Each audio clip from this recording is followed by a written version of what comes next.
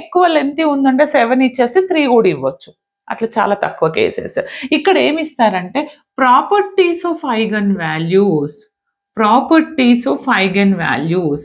ఈ properties of eigen values ఇంకా మాకు రాదు అన్న వాళ్ళు నేను రిపీటెడ్ ప్రాపర్టీస్ ఎన్నైతే ఉన్నాయో అవి నా యూనిట్ 2 ప్లేలిస్ట్‌లో ఇచ్చాను. మేడం 68 R22 అని ఉంది కదా! మీరు ఇప్పుడు చూసుకోమంటే the concept is same, the regulation is different.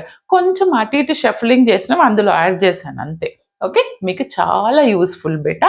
Okay madam, మరి ఇక్కడ ఏమొస్తుంది అని అంటే ఇదేంటిది, ఏం లేదు నాన్న, క్వాడ్రటిక్ ఫామ్ నుంచి షూర్ ఒక క్వశ్చన్ వస్తుంది. ఈ క్వాడ్రటిక్లో మనకు క్వాడ్రటిక్ టు కెనానికల్ ఫామ్ అని ఉంది using transformations. Okay, quadratic to కెనానికల్లో మనకి ఏం అడిగారు అని అంటే ట్రాన్స్ఫర్మేషన్స్ యూజ్ చేయమంటారు. ఇక్కడ